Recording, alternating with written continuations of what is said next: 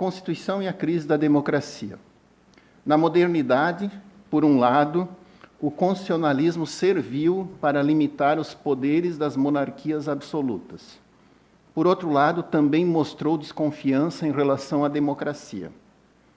Esse é o diagnóstico de Habermas a respeito de Hobbes. Aí eu cito: se assumirmos a perspectiva de Kant e olharmos para trás em direção a Hobbes, descobriremos um modo de ler que vê em Hobbes um teorizador de um Estado constitucional burguês, sem democracia, muito mais do que o apologeta do absolutismo desenfreado. Fecha aspas. Ou seja, o soberano de Hobbes não praticaria a justiça de Cade. O Cade baseia sua decisão exclusivamente na avaliação do caso individual que lhe é apresentado, e não é compelido a fundamentar sua decisão em normas gerais, nem de fato ele assim o faz. Essa é a definição que o Neumann oferta da justiça de Cade. Em seu estudo sobre o Estado de Direito, Neumann, na década de 30, contrasta o que ele nomina de modelo inglês e de modelo alemão. Abre aspas. Na doutrina inglesa, o centro de gravidade reside na determinação do conteúdo das leis pelo parlamento. A teoria alemã não está interessada na gênese do direito e diz respeito imediatamente à interpretação de um direito positivo que surgiu de um certo modo e em um certo lugar. A teoria alemã é liberal constitucional, a inglesa democrático-institucional. A burguesia inglesa traduziu sua vontade em direito por intermédio do parlamento. A burguesia alemã encontrou leis que eram sistematizadas e interpretadas de uma maneira muito refinada, com a finalidade de assegurar o máximo de liberdade contra um Estado mais ou menos absoluto. Fecha aspas. Essa formulação de Neumann ainda conserva um valor para compreender o constitucionalismo brasileiro.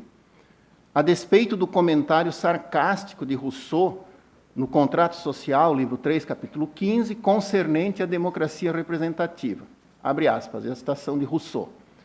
Os deputados do povo não são, nem podem ser seus representantes.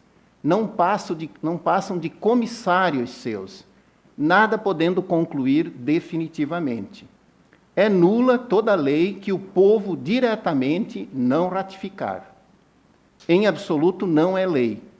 O povo inglês pensa ser livre e muito se engana, pois só o é durante a eleição dos membros do parlamento. Uma vez estes eleitos, ele é escravo, não é nada. Durante os breves momentos de sua liberdade, o uso que dela faz mostra que merece perdê-la. Fecha aspas. Esse é o comentário sarcástico de Rousseau. Né? Isso é absoluta verdade. O modelo de constitucionalismo brasileiro parece se aproximar mais do modelo alemão, tal qual definido por Neumann. Ou seja, todos os grupos tentaram pôr seus direitos na Constituição, não só por desconfiarem do Estado brasileiro, mas também devido a desconfianças em relação à democracia. Não por nada, depois de 30 anos, o Poder Judiciário acabou assumindo papel preponderante, na medida em que a Constituição foi, assim, operacionalizada ao modo liberal do individualismo, cada um indo ao Judiciário demandar contra os demais o que julga ser seu de direito. Nesse ponto, portanto, não seguiu o modelo inglês, que por muito tempo nem teve propriamente uma Constituição escrita. Esse viés mais liberal constitucional do que democrático institucional, para usar ainda da terminologia de Neumann, mostra-se, por exemplo, no amplo espectro de cláusulas pétreas substantivas na nossa Constituição.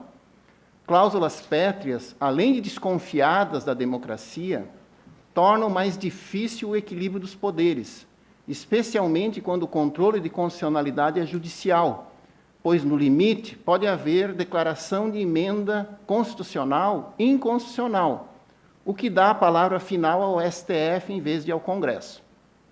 Ainda que se possa justificar o controle de constitucionalidade como podendo ser contra-majoritário, na história não foi unívoco que ele tenha sempre desempenhado esse papel.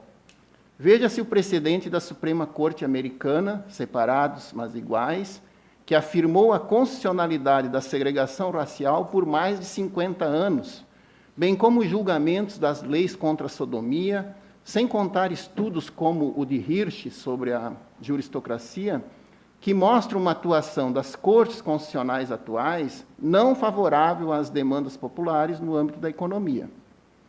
Ainda de se questionar o porquê de uma maioria mais aristocrática de 6 vai ser melhor do que uma maioria de 150 mais democrática. Haja vista as maiorias apertadas que têm caracterizado decisões importantes no âmbito do judiciário.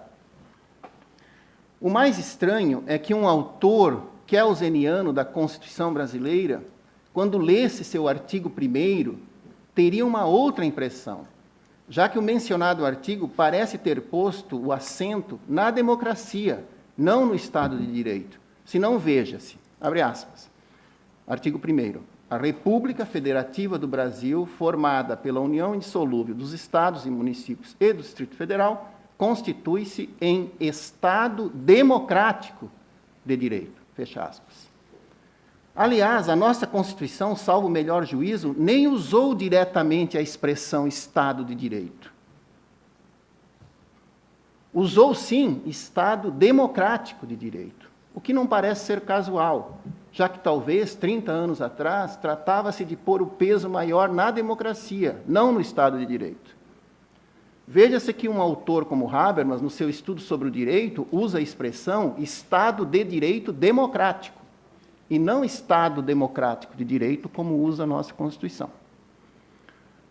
Essa formulação parece apontar justamente na direção inversa do diagnóstico aqui feito, ou seja, parece indicar no sentido do que Neumann denominou de modelo inglês, um modelo democrático com base no parlamento.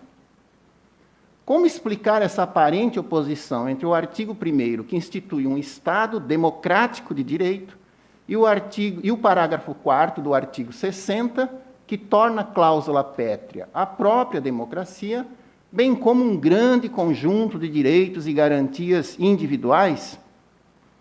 Tal artigo insere-se em uma tradição de pensamento constitucional desconfiada das forças políticas, que parecem estar sempre a conspirar um golpe de Estado, bem como um pensamento constitucional desconfiado da democracia, pois esta parece estar sempre disposta a ameaçar direitos básicos.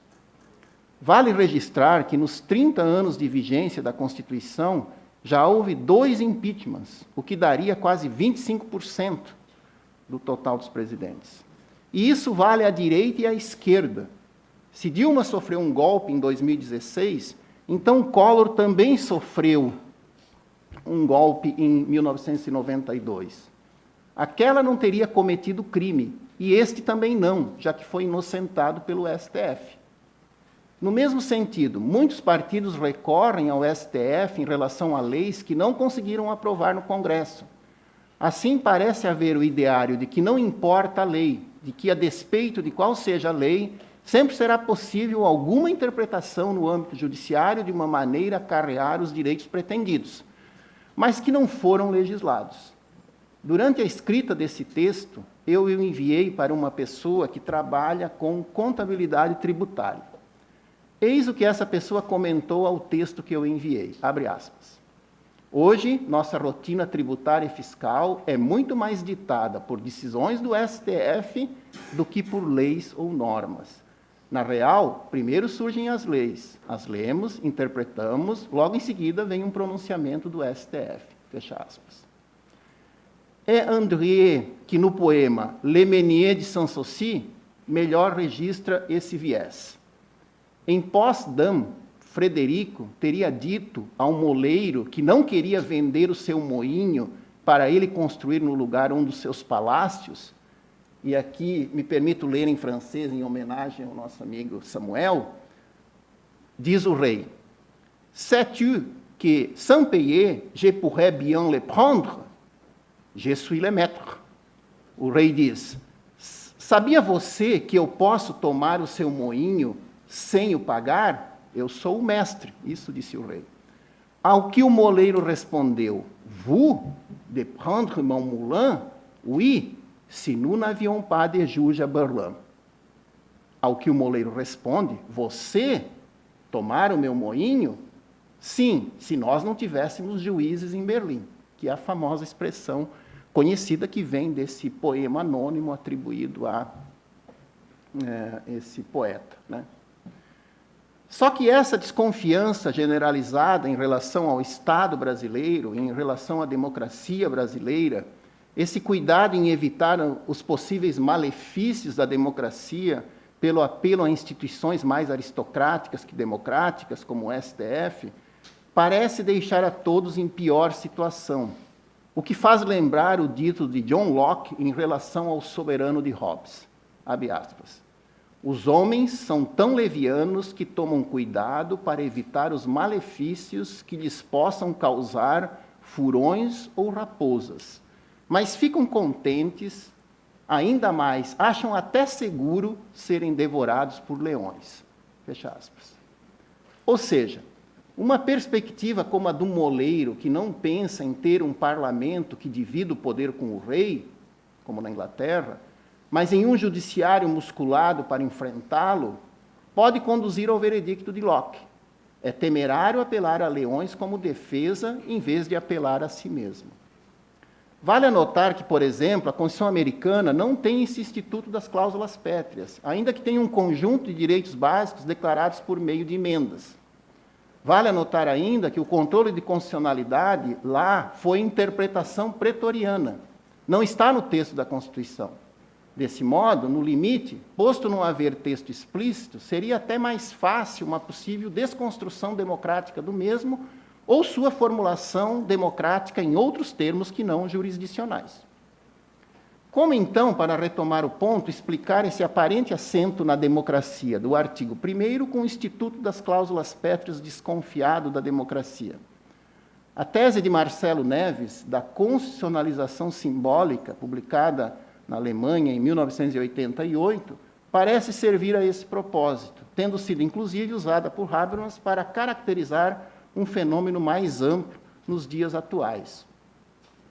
No caminho da emancipação, da liberdade, ou do que Habermas chama de progressiva institucionalização de direitos civis iguais, em uma época pós-metafísica, a opção revolucionária de alterar as bases éticas de uma cultura via transformação revolucionária do Estado e da sociedade, no julgar de Habermas, não está mais disponível. Não está mais disponível devido a um problema que Hegel já detectara, qual seja aquele de uma demanda excessiva, ou seja, uma sobrecarga demasiada para os indivíduos. Uma tal transformação teria que ser feita pelos canais da democracia constitucional, no sentido de um reformismo radical. No entanto, em muitos lugares, essa possibilidade do reformismo radical encontra no seu caminho a brasileirização, conceito que ele remete ao trabalho de Neves, no sentido de que o aspecto simbólico-político das leis ou não contribui para o aspecto normativo-jurídico ou predomina sobre ele, despindo as normas de eficácia. Desse modo, o constitucionalismo brasileiro fornece ao mundo a categoria da brasileirização, intermediária entre a revolução e o reformismo radical, no sentido de que a norma não é implementada e se esgota no seu sentido simbólico. São normas pretensiosas, mas sem concretização. Por certo, a corrupção faz parte desse problema. Como se ouve dizer, a lei não pegou. Vide lei de execução penal, o dispositivo constitucional da celeridade processual, a eficácia da administração pública, etc. Portanto, a Constituição abre com o artigo 1º que institui um Estado democrático de direito. Logo a seguir, ela mesma cuida de configurar, pelo Instituto das Cláusulas Pétreas, algo mais modesto, um Estado de direito democrático. Mas ela é envergonhada de dizer isso. Não diz porque é desconfiada do seu artigo 1º. Então, por que o artigo 1º está lá? Por uma razão mais simbólica do que de eficácia normativa. É a brasilianização no próprio texto da Constituição. Portanto, a Constituição de 88 parece adotar o modelo inglês democrático institucional com base no Congresso Nacional. mas adota, na verdade, um modelo alemão liberal constitucional com base na interpretação da lei. Obrigado, era isso.